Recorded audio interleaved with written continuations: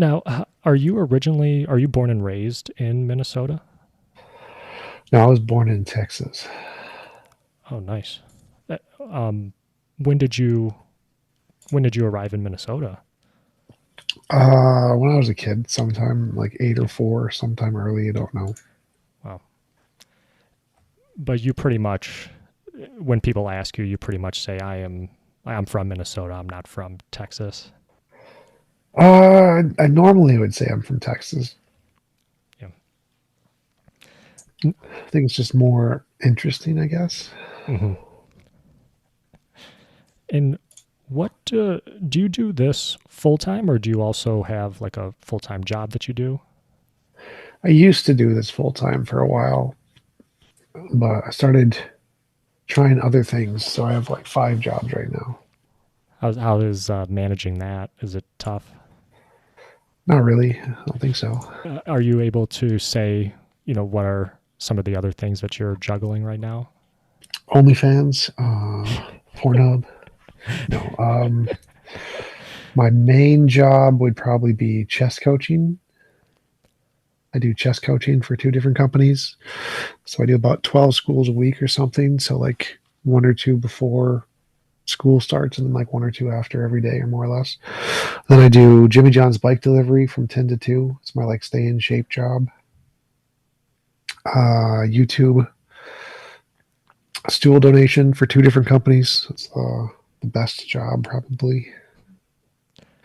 And ad reps for my car. Probably. I think those are the main ones. The chess coaching, what age groups is that? K through 12. Okay. Wow. Is it mostly uh, men, or is it girls and women too? Mostly men, I think. I think when you get into the much younger groups, it's more even, but mostly men. Any like child prodigies that you have under your wing? Yeah, I had one student at a school who is the same rank I am. So he was like eighth grade, and my rank on Lee Chess and chess.com is like 2200. He's the same rank. And of for context, for somebody like me who doesn't really know rankings, 2200, that's very premier. Mm, I think so, yeah. I think like 2000 and above is when you're considered like very good. And are these mostly done, or the competitions, or if somebody's that you're coaching going through competitions, are these in person or are these done online? In person, so I like go to the schools and teach classes of like 30 kids. And when maybe like when you yourself, if you're in chess matches, you mostly do them in person? Do you mostly compete in person? No, because competing pays very poorly. Yeah. So I only play online for fun. I gotta imagine too that competing online is a different feel than competing in person. Probably because online it's not. I don't actually do the competitions. I just play ranked matches pretty much, and so it's just public play against other people kind of a thing. Playing in the ranked matches takes a lot of time and effort, and it's not worth the payout. So it's I just play for fun mostly, and while waiting for class to start or something, I'll play while at the coffee shop. If you were to tell somebody, maybe like me, who I don't really play chess, the one or two things that you could do right now to get better at chess, what would you say? I just teach you the rules. So like the other than just the rules of the game, there's like the rules of the beginning, pawns to the center, get all the knights and bishops to the center castle, first three rules. Middle game rules are like check the opponent's closest piece first and the opponent's longest range piece, and look at all their pieces before you look at your pieces. Stuff like that. And rules of checkmate, build a wall, keep the wall, create another wall. Is that what maybe some might say, like just the basics? Yes, sort of. So like They are the basics in one sense, and then when you start getting good at it, they become less basic. So like the middle game rules, check the opponent's closest pieces and longest range pieces. Um, what you're checking for changes as you get better. And when you start to learn all the different complicated things, you start checking for more stuff. And so in that sense, it the same rules can be very complicated if they get built upon. Currently at home, do you have very nice chess sets that you've collected or something like that? No. Yeah. I think the nicest one I have was my high school chess set because I was on the high school team. Hmm. I never use it or touch it. The nice things I've collected are Yu-Gi-Oh cards. I have like $10,000 in Pokemon cards, $10,000 in Yu-Gi-Oh cards. You and I might be like around the same age then, because I grew up with Pokemon, Yu-Gi-Oh as well. I'm 4,000. What about you? 4,000. Yeah, give or take. Oh, in age. Oh, that's actually. I guess we are very different in age. I guess. Would have been better if you said we. Yeah, I guess we were exactly the same age. Like amazing. Did you meet Yoda? Like, yeah, he was a great guy. I want to give you a proper introduction really quick. So, hey, everybody out there, my name is Chris. This is Chee, Tash, and today we have a very special guest on the podcast, content creator, debater, TJump, TJump. Thank you very much for joining me today. Please introduce yourself or add in anything in addition to that introduction. I'm TJump. I like potatoes. Nice. So I know we've been talking about some of the other things that you do, but where I first came across your content was on a debate video on Modern Day Debate, which is a YouTube channel out there that hosts different debates. And I saw you on there, I think, debating some sort of religious topic, and thought, wow, this is pretty cool, making a lot of great points and putting on a very good performance. When did you first start doing these debates? Um, 7 or 8 years ago, I guess, started having conversations with professors in coffee shops, mostly as a way to practice conversation in a setting that didn't trigger my anxiety too much. And I've heard you actually mention in a couple of your videos about anxiety and depression. Is that something that has been a struggle for you for a lot of your life? Yep, my entire life. Yeah. Probably the biggest struggle. Mm. Would you say currently or presently that it's gotten better over the years? Um, yes. So my depression has gotten better, but the cause hasn't. I know for myself, I know I struggled with anxiety for a few years, and yeah, definitely that's something that's not fun to deal with. Would you say do debates or content creation, does that help with anxiety or depression? No, it was mostly just a thing I tried as a way to try to get used to talking to people because it used to be the case that talking to anyone ever for any reason caused me a significant amount of anxiety. And so I did YouTube and online conversations as a easy way, safe space way to have conversations that were less emotionally exhausting. And in that way they helped, and then I got became more used to conversation and talking to people and building social skills. Um, but ultimately, it didn't really work to help with the depression. Now, you mentioned professors that you've had conversations with. Now, your educational background, did you attend university, get postgraduate degrees? I started going to college for computer science,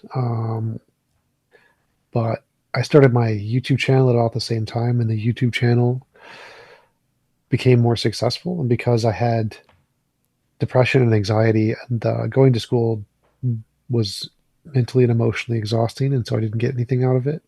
So I pursued growing my YouTube channel and dropped out of going to college because I was wasting money and wasn't helping at all with achieving more social skills.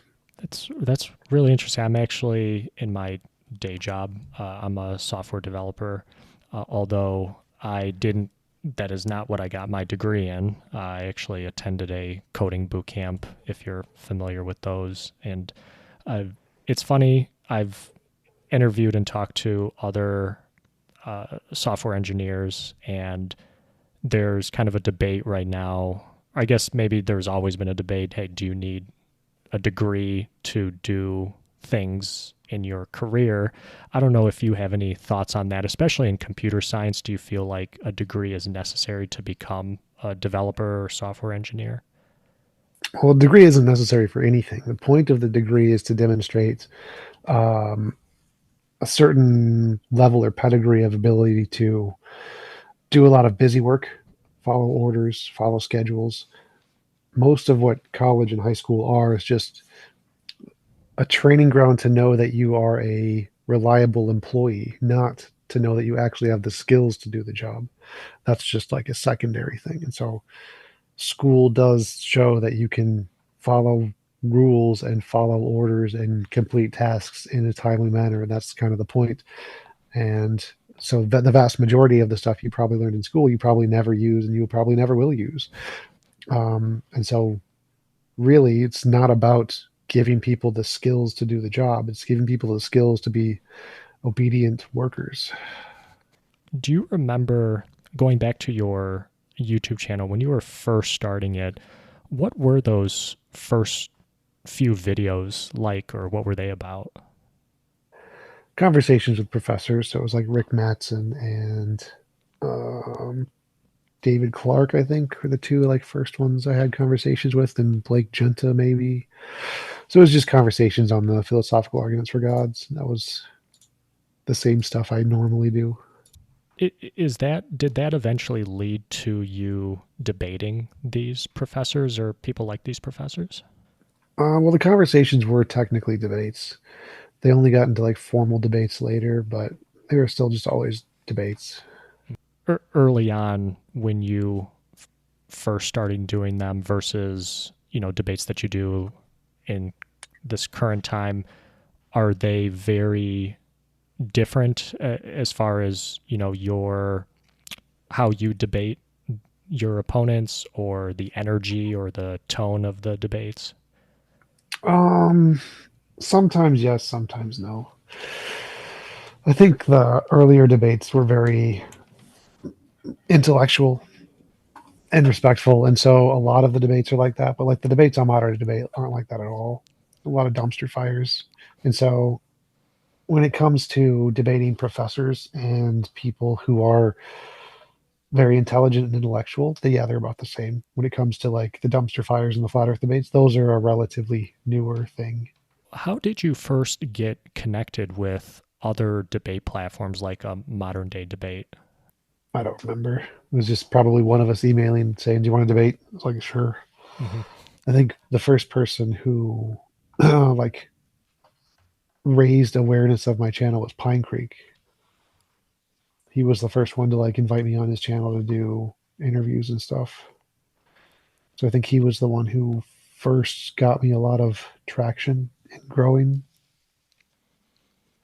And does your approach to debating, does it differ whether you are on your channel versus if you go on somebody else's platform, Not really.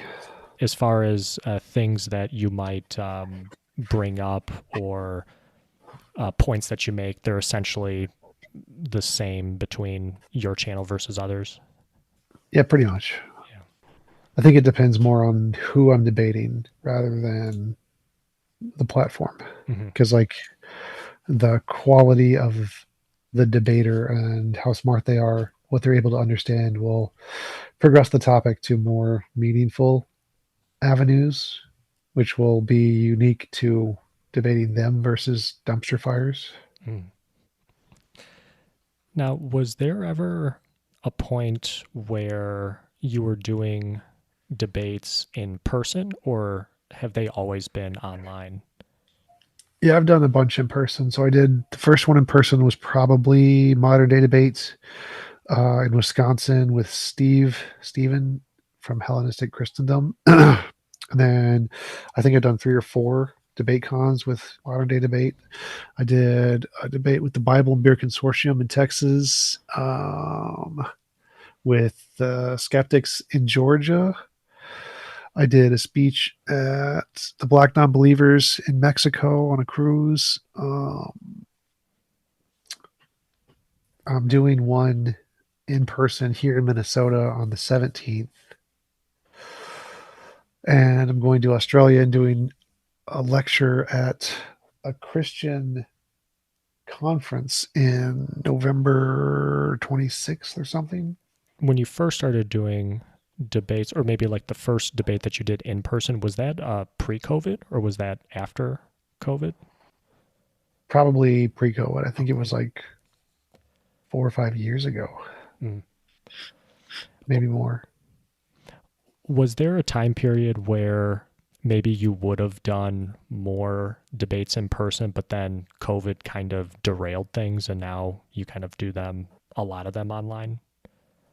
Not really, because a lot of the debates would happen in like Texas where there weren't any shutdowns anyway, so no one really cared. Mm-hmm.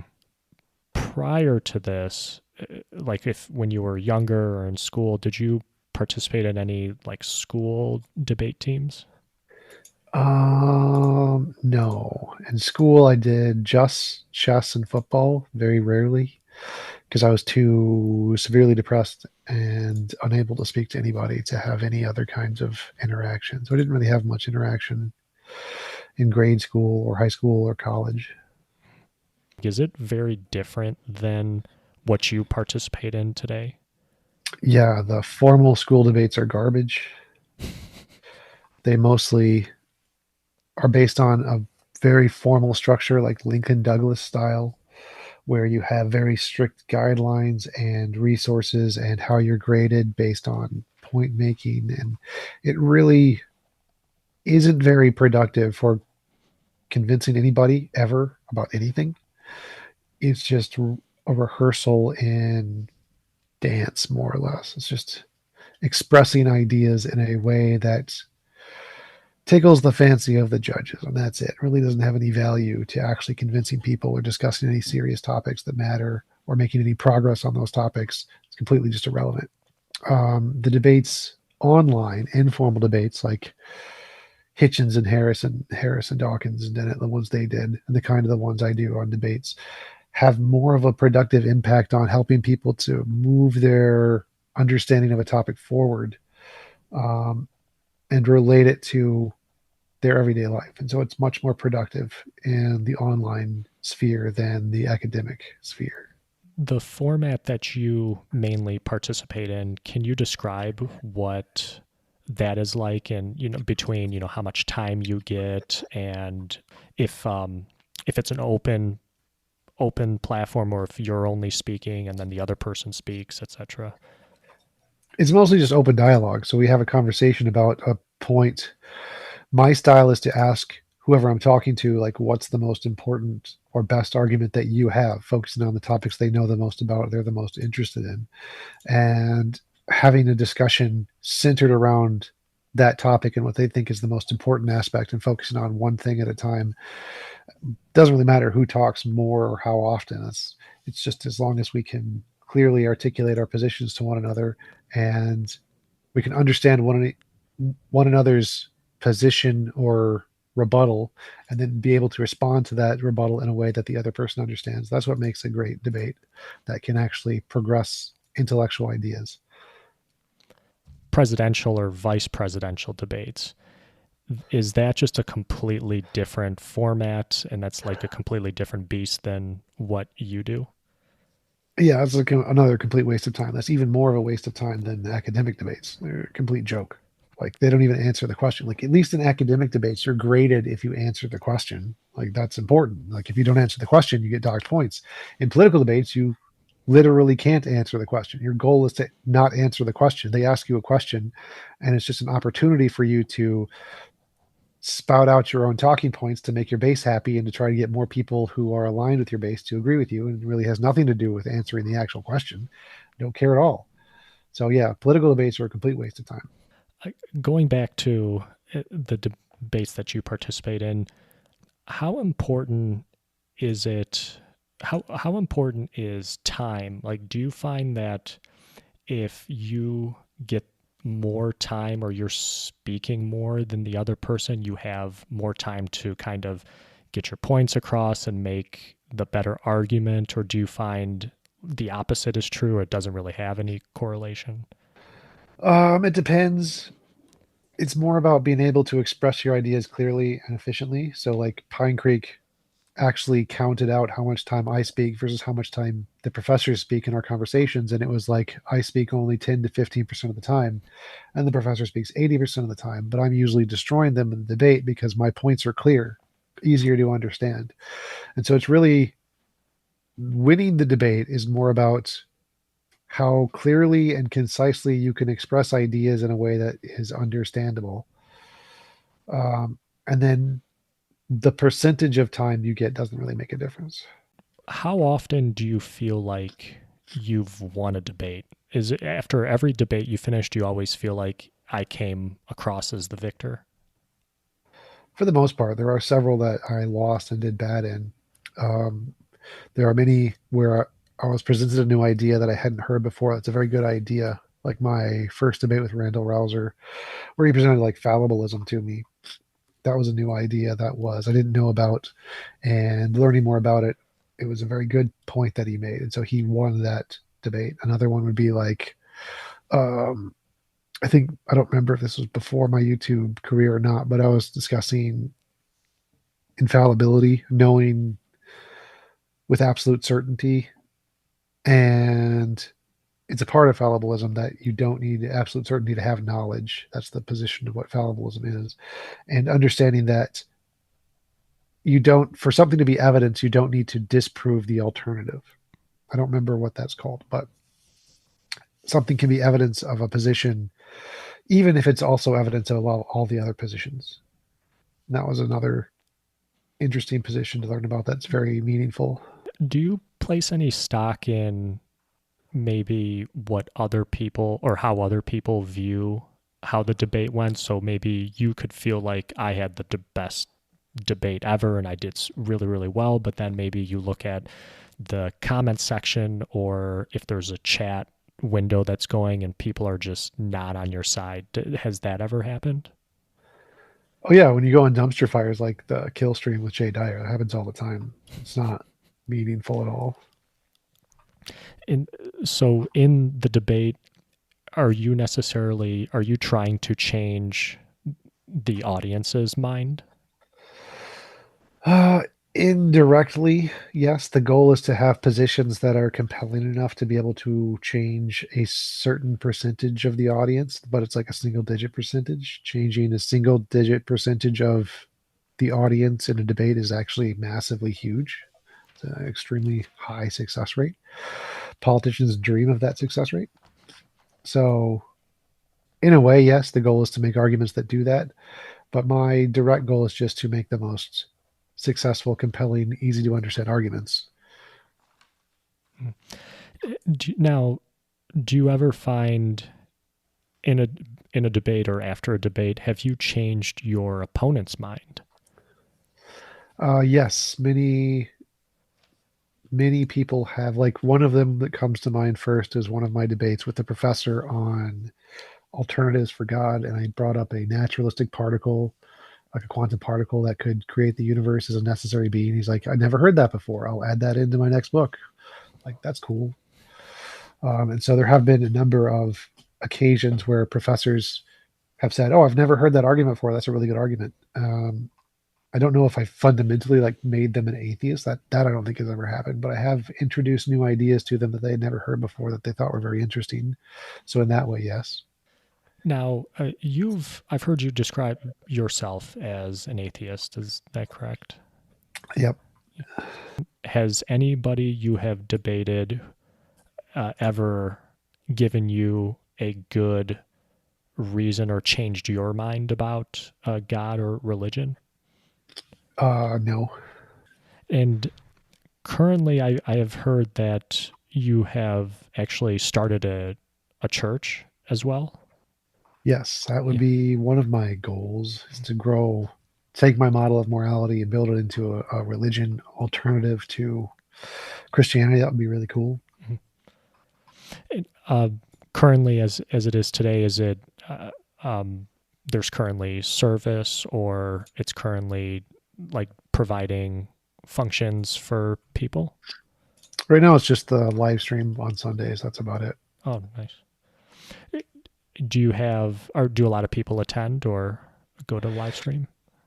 Um, Back when I was doing it seriously, it was like 200 to 300 per show. But I haven't. I've been just uploading old content for a while now. I had lost motivation to really keep doing new conversations every day. Mm. So since then, it's gone down a lot. But is it, has it been difficult, or is it difficult starting something like that? Like a church, that is? No. Have you been to any Western state in the United States? There's one in every corner. It's not difficult at all. What are the most common topics that you debate? Evidence for God is the biggest one. I say there is none. Somebody else says there is, and whatever argument that they center around is usually the topic. So that's usually the most common one. Are there any debates where you've only, or are there any debate topics where you've only done like one debate on? Sure, I did one where I was a Christian debating that God does exist and against Samuel Masson, who was pretending to be the atheist. So I've done a lot of niche debates like that. Oh, that's interesting. So now in that specific debate, like, was that difficult for you to take the opposing side? No, that's one of the things that's good about academic debate is that they don't tell you what side of the debate you're on, that you have to prepare for both sides. And so it's a requirement that you understand the opponent's position as well as your own. That's a very good thing about academic debate. And so from my position, I'm always trying to do my best to understand both sides of the position very well. So it was not very difficult to try to take the alternative position. In that particular debate, do you feel like you came away victorious? Um, Insofar as that I presented a better case for Christianity than he did for atheism, probably. But not enough to convince convince yourself to switch. Yeah, Yeah. no. Do your tactics, or maybe what you present, change based on like these mini subtopics of what I would call religion, like existence of God, the truthfulness of the Bible, etc.? Can you like plug and play different arguments no matter what top subtopic of religion you come across? Probably. So the way I interpret that question is to say that I wrote an epistemology, a theory of knowledge, which can assess what certain claims are and what kind of evidence is required for those claims. And so that epistemology can be applied to all of the different arguments for God universally. And I can start from a basis of using that epistemology in order to answer any argument that comes up for the existence of God.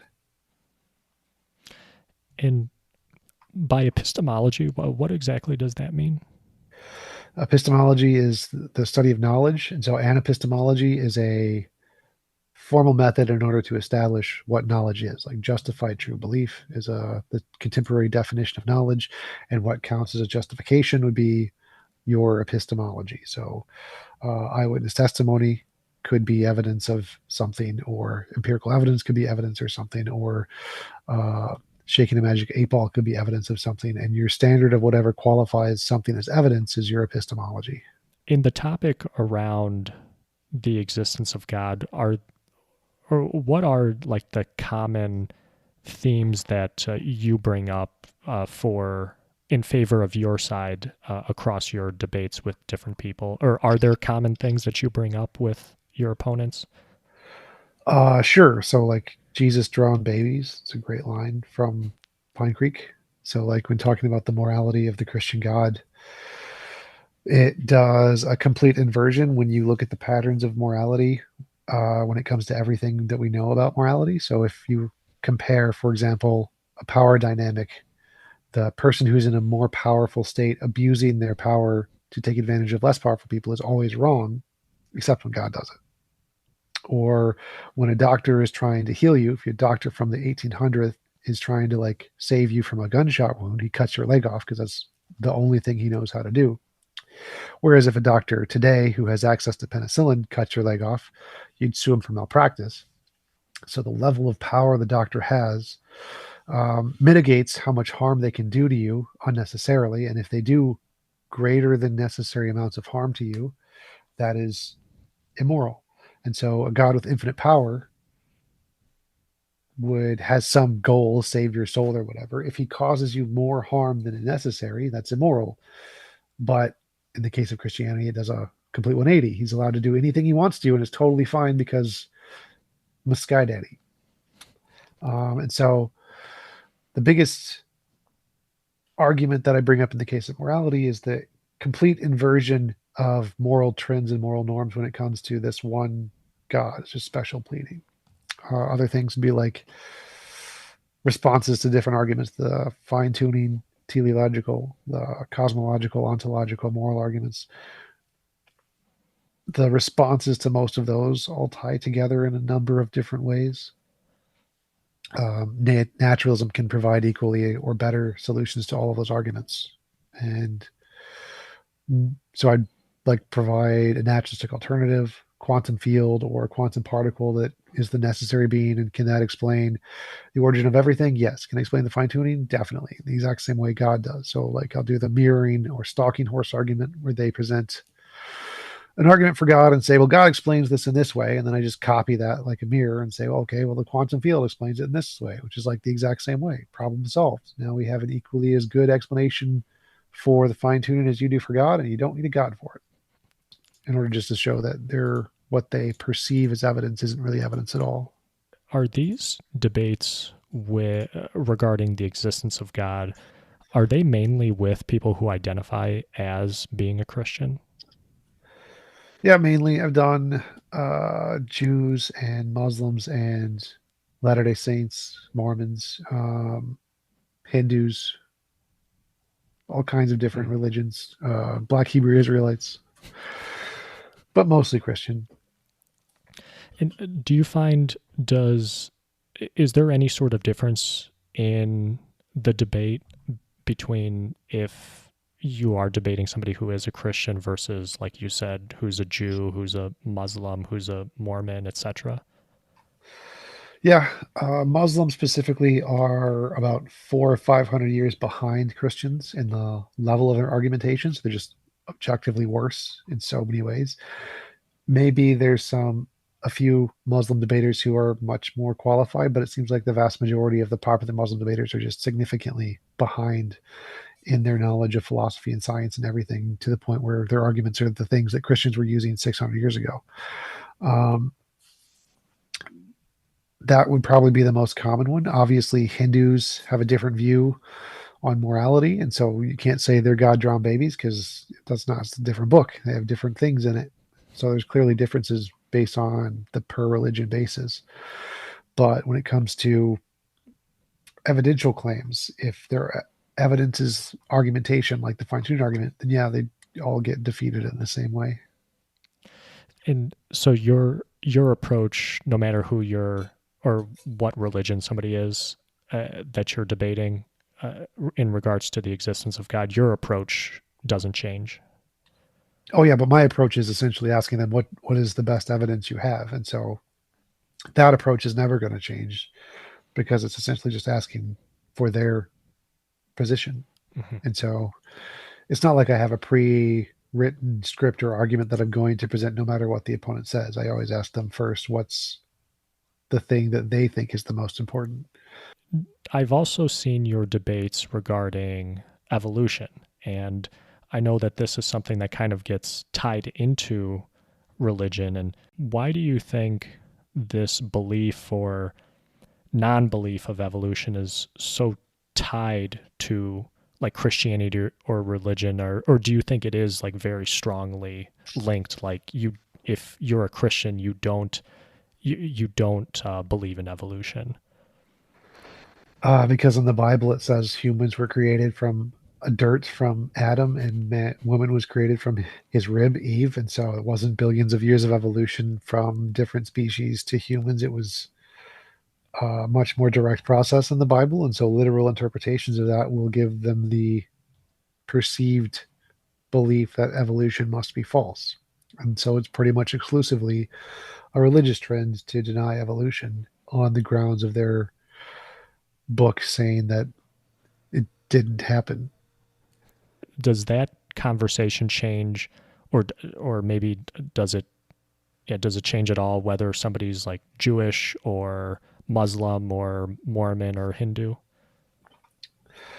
Um, yes. So, like, Hindus typically don't reject evolution. They don't have any reason to. It doesn't, their books, the Bhagavad Gita, the Vedas, they doesn't say anything against evolution. It's very cryptic and non-direct, and so there's no reason to like think that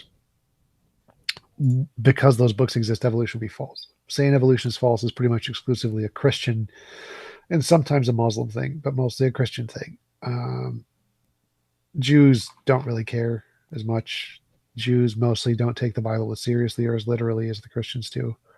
I actually have heard a debate, and I forget the gentleman's name that you were debating on Modern Day Debate, where your opponent actually was a Christian, but he believed in evolution, but he believed that it was the work of God, that God made evolution, basically. I forget the exact argument, but does your approach change in that sort of dynamic where somebody says, hey, I am a Christian, I believe in God, but God created animals and people to evolve? Oh, I mean, sure. Like if someone believes in evolution, then I wouldn't try to argue for the truth of evolution since they already accept it. So I would usually, again, start by asking them, what do you think is the best evidence for God, and address what they pick. Whereas a creationist, someone who believes that evolution is false, would probably start with the fact that they think evolution is completely ridiculous. And so that's why the topic would center around the evolution conversation rather than going on to their other preferred arguments. From listening to a few of your debates regarding evolution, I've heard you bring up DNA as like a big point that you make. And is that kind of the kind of like the end all be all argument that you would use in that sort of situation? Sort of. So DNA on its own isn't really anything. It's the patterns in DNA, specifically the retrovirus ERVs, the endogenous retroviruses that inject their DNA into our DNA. And then when our DNA is replicated through cell division, for the very few cells that are like stem cells or like sperm cells or egg cells that get these ERVs to inject DNA into them, all of their offspring will have the same ERV marker at the exact same location. And none of their parents or brothers or sisters will have it. So all of their offspring will have it, all of their descendants will have it. None of their parents or siblings will have it because the chances of an ERV injecting its DNA to the exact same spot, which it injects it at random locations along whatever 3 billion long base pair chain, is astronomically low.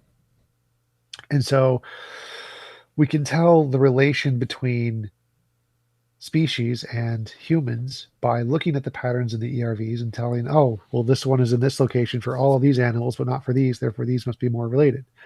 And that was something that was predicted before we knew it. And that's what I would focus on as real evidence, is the ability to predict something before we know it and get it right. If it's predicted before we know it based off of a hypothesis and then that discovered to be correct, that's evidence the hypothesis is true.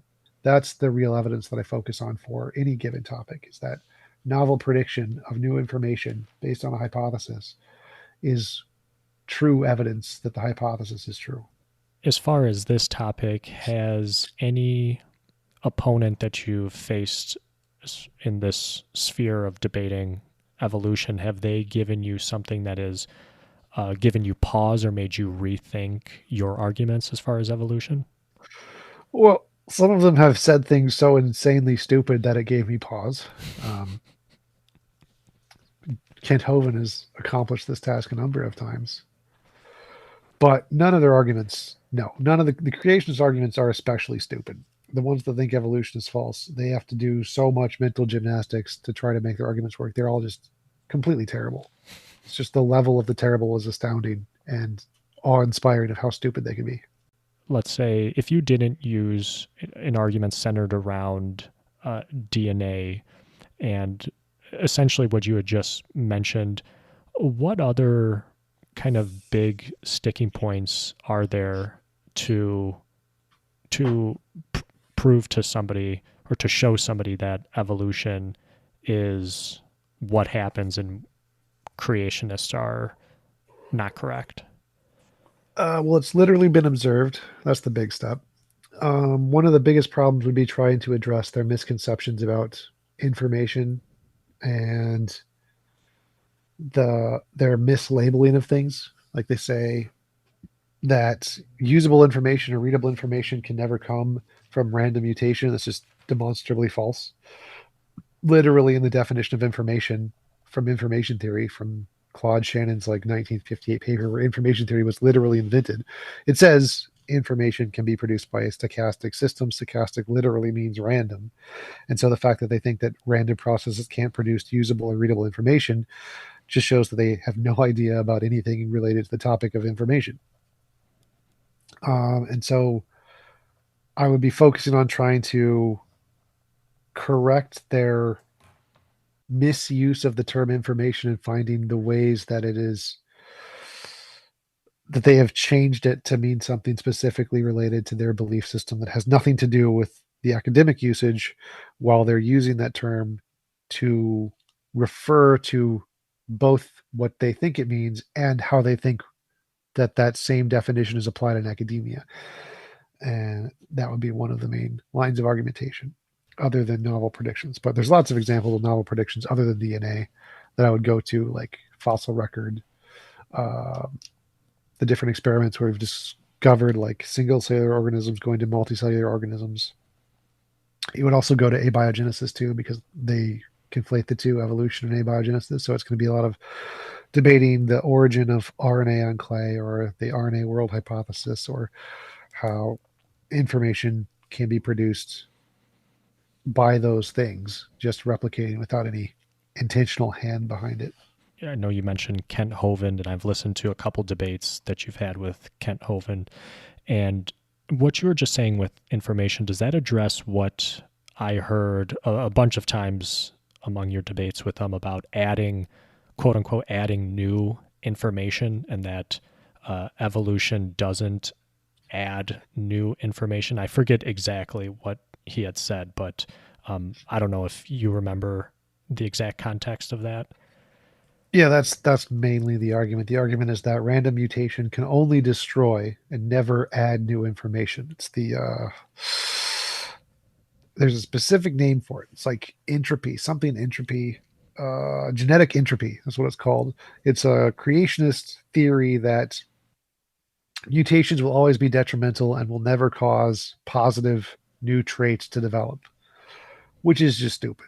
It's false. It's just objectively false. And they claim this based off of definitions. They've defined information in such a way that it requires intended purpose for why it was changed rather than randomly.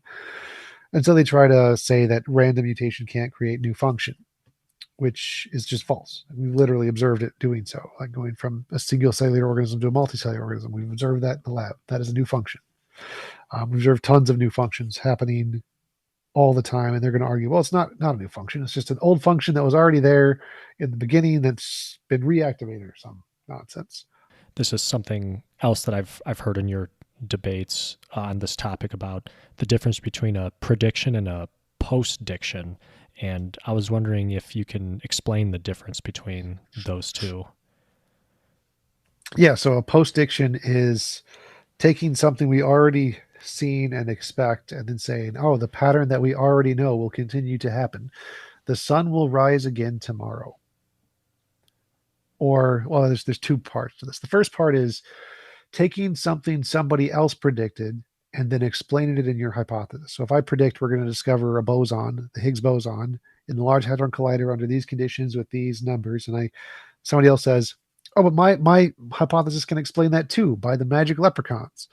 That's a post-diction. You're taking the information we already see and making it fit your hypothesis. Anybody can do that. Not spectacular at all. No one cares.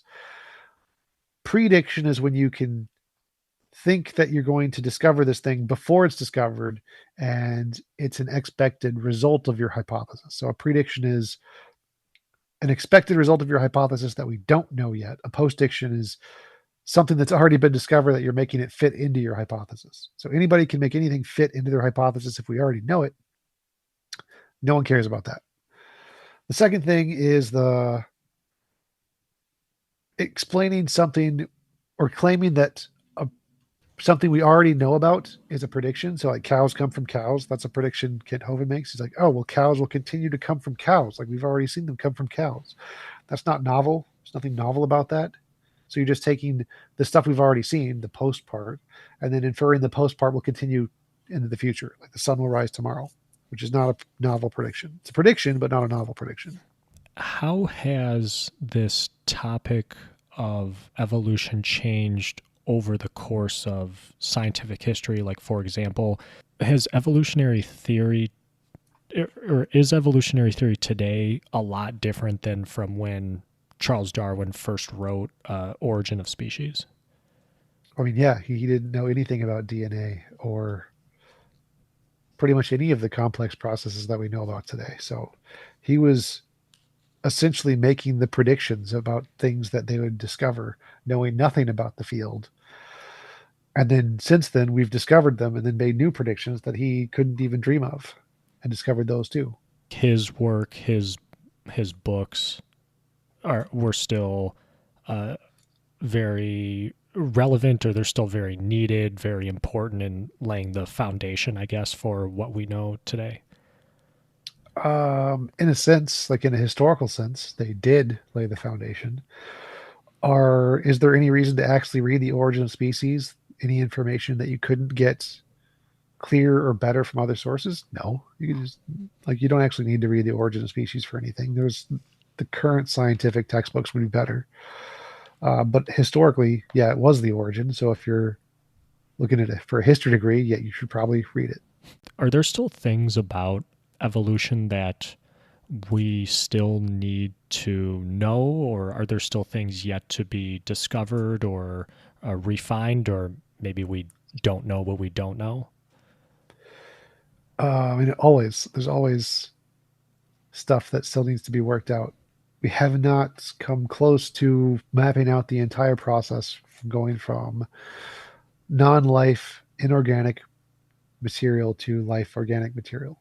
So yeah, it's a huge thing. Biology and neurology are the two most complicated fields that have the most variables to combine. And we literally just don't have the time to test all the different various combinations.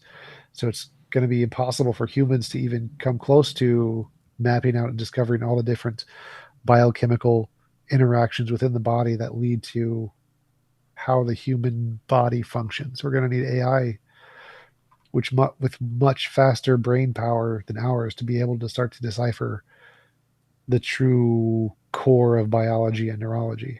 How important is it to discover this, like, quote unquote, like what's it called, like the a common ancestor of, humans and apes, or between, whales and us? And does that is that like a very important thing that still would need to be discovered, or it doesn't really have any bearing on that topic?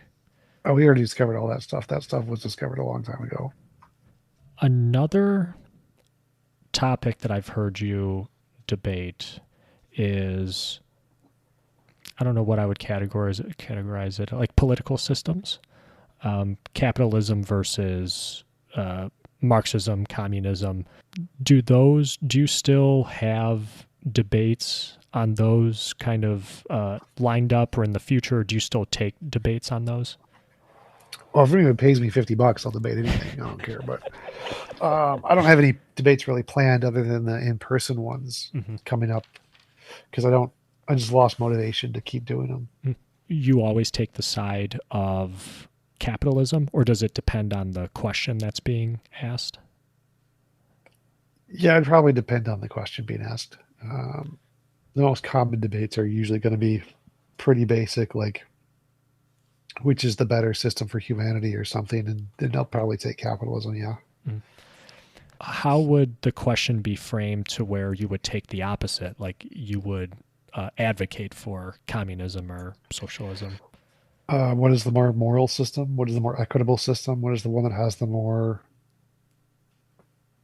goal of equality? Like those moral utopian goals are the aspiration of utilitarianism or the aspiration of communism and Marxism is to try to make a more equitable society. It doesn't work. It pragmatically fails, but the ideal is more moral than making I forget what it's called, not equestrian, the thing where we're all based, we get stuff equivalent to our skill set, egalitarian. Mm-hmm. That's not a moral way to run society. Whereas giving people what they need according to their needs is a much more moral way to run society. It just doesn't work. Does the debate also change now if you're debating communism or socialism or Marxism? Does your approach change whether it's any of those other or terms that you're debating? Oh, it would depend on the topic. Yeah. It's like if the topic was which is the most pragmatic system that encourages humans to function in an economically viable way, it'd be the same. It'd just be showing that capitalism works Mm-hmm. to motivate people, and socialism and communism, Marxism don't work to motivate people very well.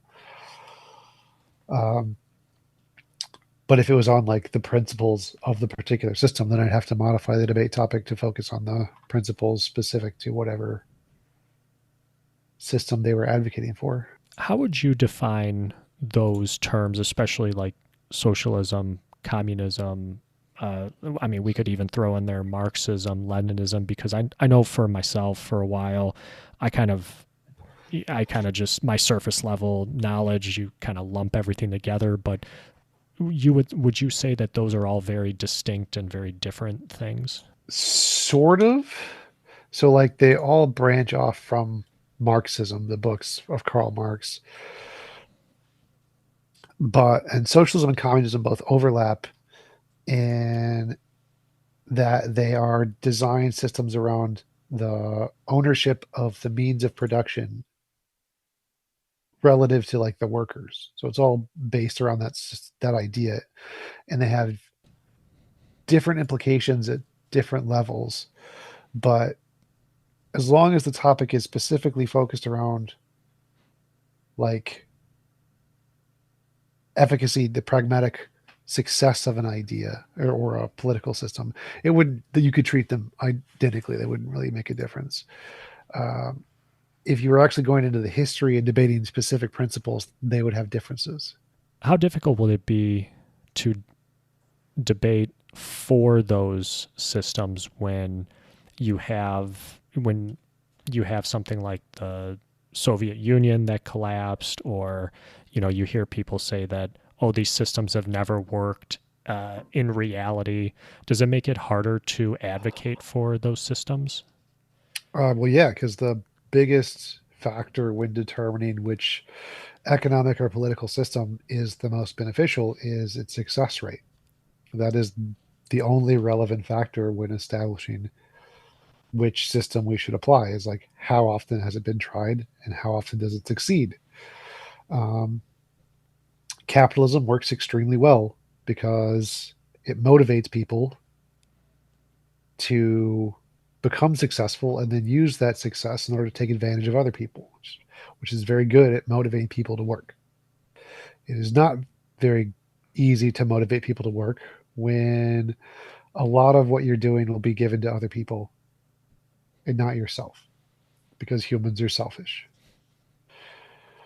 And so, because humans are selfish and the track record of history shows that they're too selfish to get socialism or communism to function or to be a sufficient motivation for the majority of the populace to be successful entrepreneurs. Yeah, that would be the biggest hurdle in trying to establish or debate for those positions being preferable to capitalism. How would you define that term? Private ownership of the means of production, more or less. I heard in a debate that you did, I believe it was with gentleman Infrared, where you were debating on this topic, and there was some discussion around, if having a company that was capitalist versus a company that was communist, and if you really believed in this idea of communism, that then a company should be started around that system. And I was wondering if you could go into some detail on what like a communist company would look like.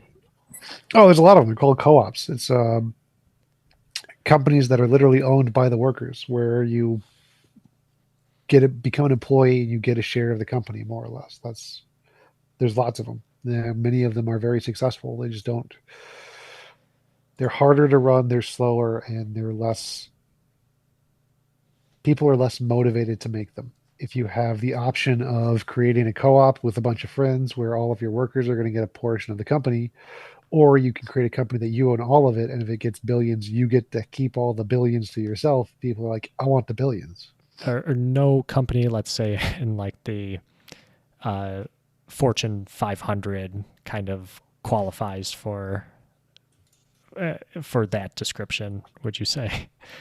There's a really big one, like Santoro or something. I don't remember, but there's a really big co-op that's extremely successful. They do exist. There are many success stories of co-ops that are extremely successful. The question isn't that it's impossible for them to be successful. The question is the success rate. When talking about political and economic systems, single digit percentages make a world of difference. Same with evolution. Like a single digit percentage of being stronger or faster or smarter, you conquer all of the other competitors. Same thing applies in economics. So even if there are successful models of socialist and communist companies, that's not what matters. What matters is, will implementing these systems have an increased several digits percentage rate than preferring or allowing capitalist companies? And the answer is no. The origins of these ideas going back to like the writings of Karl Marx, Frederick Engels, and kind of a similar question to what I asked you about Charles Darwin and Origin of Species. Has How have things changed a ton since those writings? Das Kapital, Communist Manifesto, etc. Do we still need to read those books in order to, hey, if you really wanted to go out and start a co-op or start a country that was communist? No. So all of the original documents have been replaced by newer, updated documents. So like now we don't go for a strict capitalistic system. That isn't the best anymore. Now we go for a mixed economy where we do lots of social programs in addition to capitalist economic programs. And that's the most successful system. That's the one that's used in all of the successful Western countries. Not a strictly capitalistic system, but a mixed economy. And so again, going unbiased off of the original text is usually never a good idea. There's usually no reason to ever, for anything, go off the original text when it comes to technology or science or the economy. There's usually newer stuff that's been worked better because people continue to try things and figure out new ways to improve it. The only time you go to the original would be like Harry Potter, fictional tales like the Bible. What would be, I guess, like one example of maybe like a writer, author who has taken those ideas of Marx and Engels and kind of evolved them or tailored them for like a modern day, if you know of anybody? Oh God! Well, I know of some bad examples. I forget what it's called. The feminist one, the new feminist one based on the perceptions or I forget what it's called. The one that the Republicans all hate. I can't remember it off the top of my head. I know I've done some debates on it. I know I Mhm. have, but it's the one that's based on the principle of something about perspective, where you weight the perspective of the people who are affected by the policies more than the weight of academics or people who are experts in the field. Critical race theory. That's it. Critical race theory. That's the one. Mm. So yeah, critical race theory is based on like three founding principles that have been added to Marx's principles, and one of them is the whatever the name of the principle was about valuing the opinions of people affected by the lived experience of the people who are directly in the zone of the policies that is affected by them over the experts in the field. But yeah, so there's definitely people who have taken those ideas and modified them in a very bad way. Mm. I think that I don't know if the institutions of like healthcare, like the NHS in Great Britain or the globalized healthcare in all of the Western countries, I don't know if they were based off of work that started with any of the socialist or communist writers, but the idea fundamentally is similar in that it creates a more equitable society, and so they're called socialist policies, things that provide social welfare programs. And I don't know if any of those have any basis in socialism or Marxism, but the fundamental goal is the same, and so they're called or referred to so as socialist policies. Now, on that same token, if we look at capitalism and, you know, maybe somebody that equates to the level of like a Marx or Engels, maybe somebody might say would be like an Adam Smith, and to flip it over to that side, is there still any sort of importance laid out or any importance set to reading Adam Smith's work as far as if you want to be more knowledgeable on capitalism, or have there been other works, other people's works since then that have kind of evolved the topic and made it better, especially for like a modern day? Yeah, there definitely has. There was several very famous economists who have written on it. I forgot his name. He advocated for a was it negative income tax? He was big libertarian guy. I haven't researched economics in a while, but Milton Friedman, I think. I'm pretty sure it's Milton Friedman. Milton Friedman has written a lot about it, and he has a lot of really great ideas. He's considered to be super far right wing, except he advocates for a negative income tax, which is not at all right wing. It's very good. It's like a UBI. It's a Republican UBI. And so, in the same vein, unless you just want a historical basis, there's no real pragmatic value for reading those, except just laying groundwork for understanding the work of the newer guys, I guess. But you don't really need to. You don't need to at all. One thing that might maybe come to people's minds as far as the staggering difference between the time that these gentlemen wrote in versus modern day, and maybe why there could maybe be a disconnect or a need to refresh the text with updated ideas. Somebody might say, oh, technology and, computers, information. Evidence.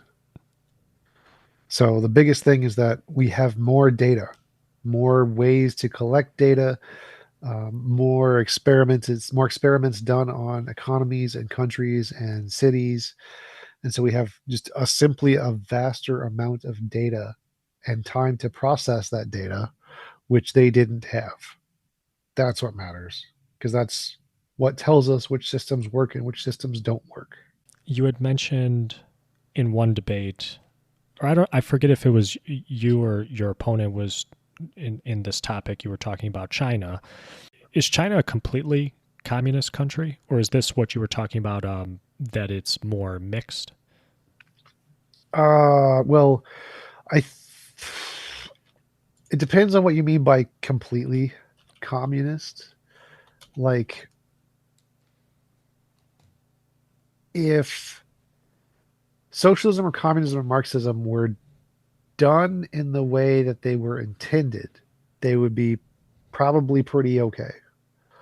The problem is that because humans are selfish, the people in control usually abuse the power to an overwhelming extent where they end up mass murdering lots of people. But that's not a part of communism. There's no like communism that says starve the bourgeoisie and kill them all. It doesn't exist. That is not a thing in Karl Marx writing that we should just start murdering people. But it's a consequence of communism insofar that because people are selfish, they aren't motivated to adhere to the values of communism or socialism. And so, in order to try to motivate them to abide by those rules, you're going to have to threaten them with guns and starvation and death. And if they start their own private economies, um, like the Bolsheviks or whatever, I forget, it's a B word that was in Russia, then in order to stop them, because they're not motivated to adhere to the communist political system, you're going to have to shoot them or kill them or something. And that so because communism doesn't motivate people to adhere to it voluntarily, you need someone in power with big guns to force people to adhere to it non-voluntarily, which leads to the regimes like China and Russia. And so would I say that they're purely communist in the puritanical sense that it's like real communism? Like, no. But I would say that they were the most likely outcome if you are trying to establish a communist country. Earlier, you had mentioned other debate topics that you do, and you had mentioned some dumpster fires that you do. And is one of these topics, would you say, flat Earth? Is that kind of one of those that falls into that category? Yeah, usually that one and presuppositionalism are the two main ones. Are those debates something that have been common that you've done, or have you kind of after a while do you just stop doing them or partaking in them? Well, I've stopped pretty much doing any debates for the most part, but yeah, they were very common for a while. I did them for views and stuff, but they didn't really have any intellectual value. Mm-hmm. What do you find is like the biggest kind of difference between if you're debating somebody who's a flat earther versus if you're debating somebody who's the existence of God or creationism, etc.? Well, with flat earthers, you're pretty much guaranteed that they're idiots. With Christians, there's lots of very intelligent Christians where you can debate and have a productive conversation of understanding the arguments and the different positions. With flat earthers, it's just going over a lot of meaningless facts that they misinterpret deliberately in order to try and support their worldview. And is that the same thing with? I saw another debate that you did on the moon landing. Would that also kind of fall into that category? Yeah, yeah. Alex Stein is nothing but poser for views. Very successful, more successful than me. Got on Fox News, freaking Fox News. That is Alex Stein got on Fox News. It's ridiculous. Because of the moon landing, or this was something separate? Oh, something separate but equally as stupid. He was going up to Congress and making equally as stupid claims about I think it was abortions or something, and there was a clip of him, and he got invited on Fox News with Tucker Carlson. Or like that's your goal someday to get on a Oh major yeah, network? I would love to go on Tucker Carlson, but he has like 300,000 subscribers on YouTube right now. Mm-hmm. Alex Stein. Going down that path, what is kind of your plans for the future and like your YouTube channel and debating? Do you have any like special guests that are coming up, or anything different that you're going to be doing? Well, I have a live debate on the 17th at a church here. And then I have a presentation I'm giving to a Christian organization at a conference in Australia on like the 26th or something. But those are the only two things I have planned. I stopped planning things or working on my YouTube channel a while ago. It was not as successful at pursuing the goals I needed to try to overcome more of my depression. That's the focus. Tom, this has been really awesome. We've done over an hour, and this has been very, very enlightening. I definitely have learned a ton. Thank you very much for doing this. Sure. Anytime. Happy to help.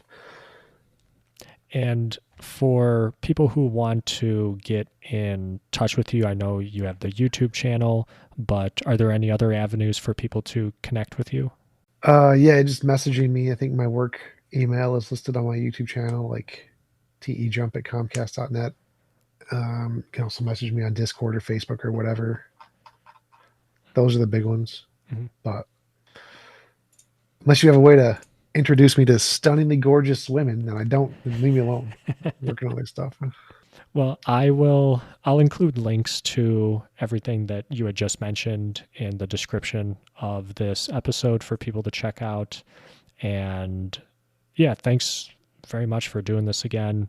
Really enjoy your debates and really enjoy your style and your approach, and have learned a ton from watching your content. So thank you for that. And for everybody else out there, thank you very much for listening. My name is Chris. This has been Chee, Tash. Take care, everybody.